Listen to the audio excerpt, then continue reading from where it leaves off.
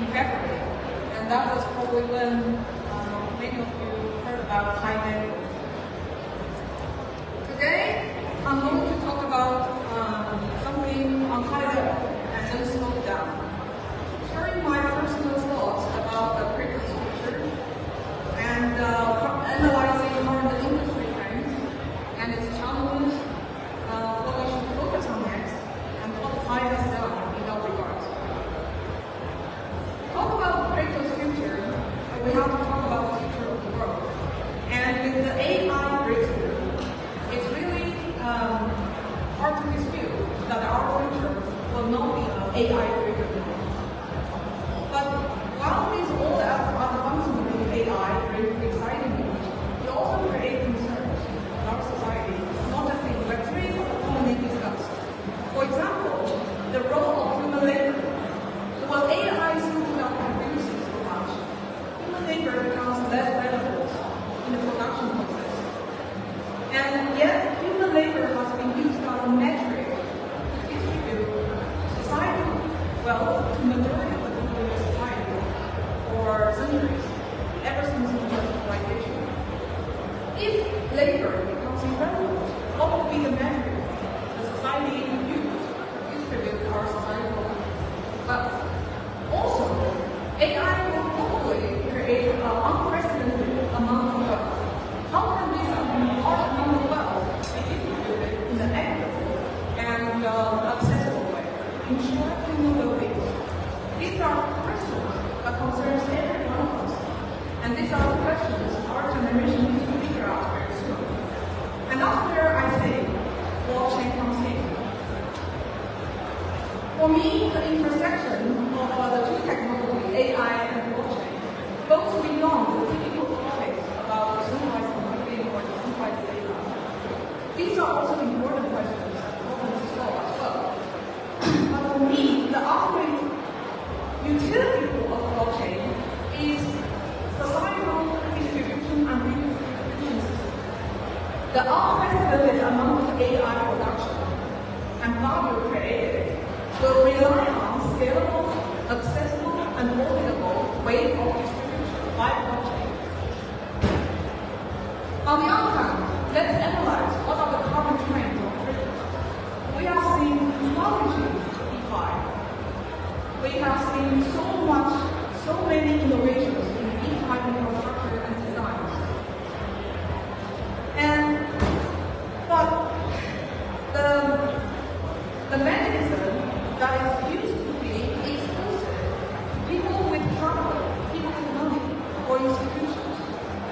And people are tired of being left behind, of entering the bottom capture mechanism of the world in the last batch. They want to participate early, and they want to participate on fair terms. So that's what the flourishing DeFi really demonstrates, the public eagerness of participating in the world's value capture process. Does this sound like a familiar feat to the problem that AI proposed? No. The fact that the DeFi distribute value with beyond labor, the reliance on labor as a metric. And that is why I think blockchain is a scalable solution to deal with the problems AI created. However, there is a big problem currently in crypto. There is no value, no real value to be captured for most of the DeFi metrics. There are some, but for most of them, there is no net value increase. There is no active value creation. These policies are mostly for binary structures. And binary structure means reallocating the same set of wealth in this set of hands to another set of hands in a closed system. From white paper to NFT, from mitigate to mint, the DeFi trend just press down the time and effort it requires to launch a token that is accepted by the market. How to solve that problem? We need to shift from liquidity transaction focus to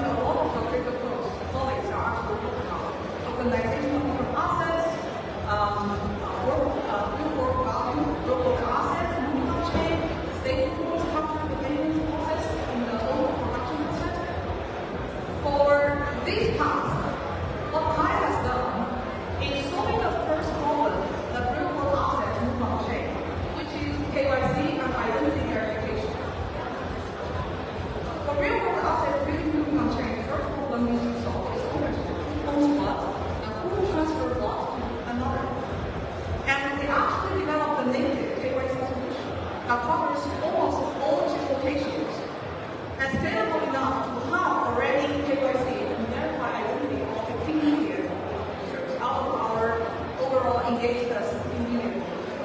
So Pi blockchain on this mainnet is only having KYC. And this makes it ready for any Web3 or financial related services to integrate on top of Pi. But I want to today focus more on the second half, creating new production on chain. The reason is because existing production moving on chain have a lot of challenges, including high dependency on external environment, regulation change, incumbents in traditional economy adopting Western technology. Not to mention that the existing production, if they already existed, the market capture mechanism already occurred off-chain, not through a transaction. So that's why I want to encourage and focus on the new productions directly on-chain. And for that, Pi has done one of the things I will keep First, Pi community has created a large social network of over 60 million engaged users. These are not the downloads or registrations, they are engaged users. If we are looking at downloads, it's a few hundred million now from both of our articles. Why did we create a social network? It serves multiple purposes for new production creation and real utility. If you're a real product person, you understand the need of users. You need to have real users to test and give you feedback when you're making the product. You need a user integration to tell you whether your product actually serves the problem of the need. And that is the environment we try to create for Pi, so that we create environments to give rise to potential new products that is independent of all the hypes. Also, we also have actually embraced the AI with the revolution. The reason for that is we know AI is going to change the world, and we know that the apps we're using today will be very different. A new batch of apps will replace the current one because of AI. They are either AI generated or AI powered. Since we know that there will be a new batch of AI applications created, why don't we make them created on chain? In my view, there is a very short historical window in which currently the AI infrastructure breakthrough makes it possible to have AI applications. At the same time, the AI application layer is still in infancy. That gives us opportunity to get those AI applications directly created on chain. If we miss this window, the AI industry and the world will move on creating their own applications on chain. We have to do the same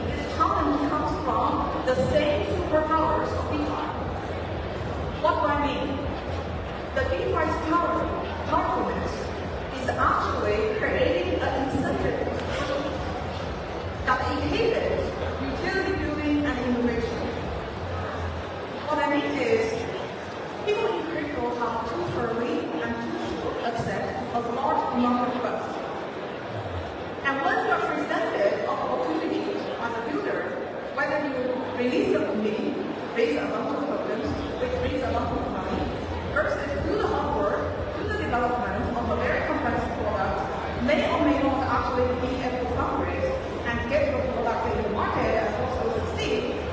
What would you choose? You would choose the faster turnaround.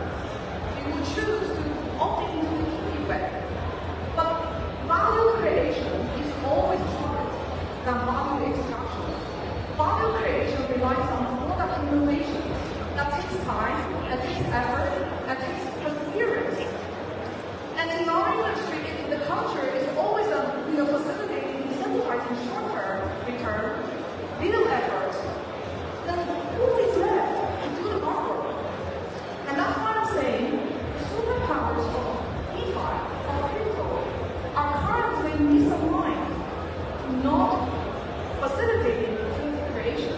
And this also has other aspects of the problem as well, including curse of the resource, having a lot of resource early on actually was not only to optimize resources for success, or talent misdirection, directing a lot of talent of the industry to solve problems like concentrate faster and smarter.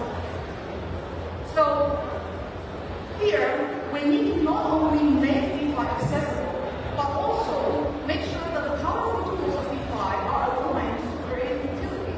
Because utility and real product innovation is the sustainability of crypto. Because cycles will run out, downdays will run out. It's the ultimate way whether this industry generates any net value or not. And I think the Web3 technology will really have disruption when crypto superpowers is aligned in the right direction for utility creation. But today, actually, at Hive, we're releasing actually a lot of DeFi tools to millions of users on Testnet, including DEX, AMM, and liquidity tools. And this type of DeFi tools is on the Testnet for developers to test, and also for millions of users to actually educate themselves about DeFi, and including the overall literacy, financial literacy, or general tools, so that they can better understand those tools to be able to participate. And so we're here, we're building, and we urge the industry peers also join forces to think about utility, to incentivize utility building, so that we can make our industry great.